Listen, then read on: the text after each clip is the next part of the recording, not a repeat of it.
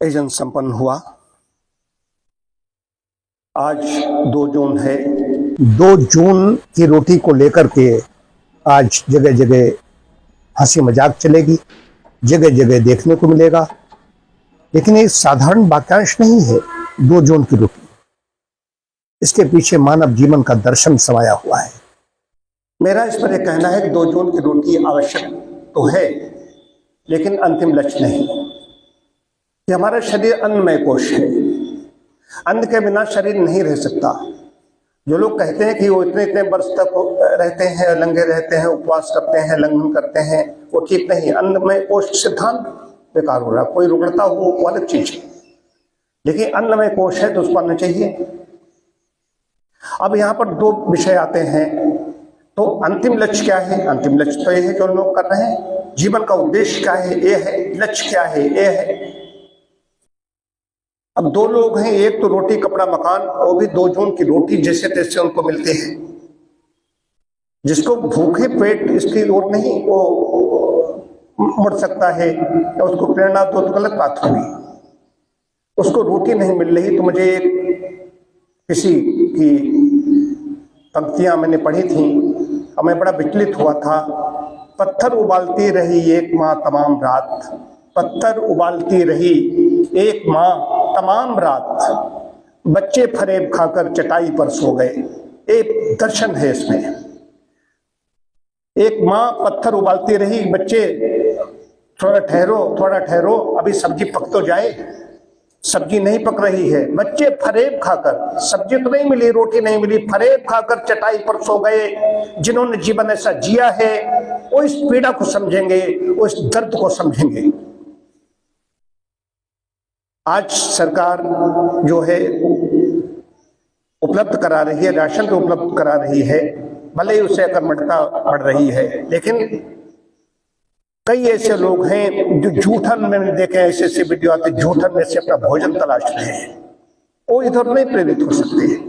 फिर आएगा कर्माशय का सिद्धांत आएगा। अपने अपने कर्मों अनुसार हम लोग कर रहे हैं। हमें यहाँ से बढ़ना था, हमारी साधना पहले पूरी, हम यहाँ आगे शुरू कर देंगे।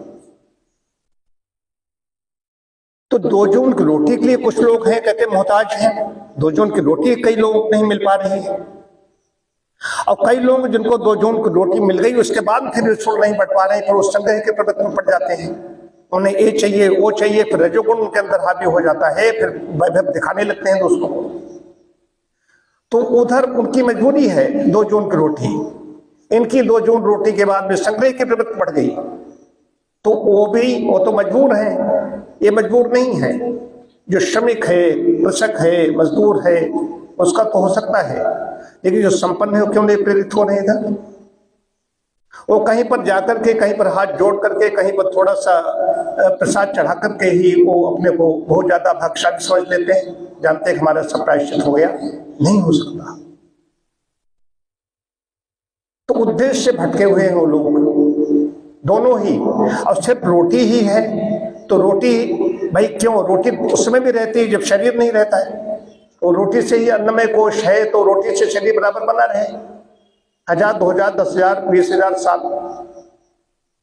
चलता रहे, तो रोटी से शरीर भी नहीं चल सकता।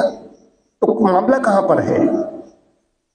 तो आवश्यक है, लेकिन उद्देश्य और लक्ष्य नहीं। लक्ष्य हमारा यह है कि जो हमें अंतिम लक्ष्य, जो 4 पुरुषार्थ कहे गए हैं, तो उसमें धर्म कहीं पर भी हो, किसी भी स्थिति में हो, तो वो मैंने जो पढ़ा था तो मैं बहुत ज्यादा विचलित हुआ उस चीज को लेकर के।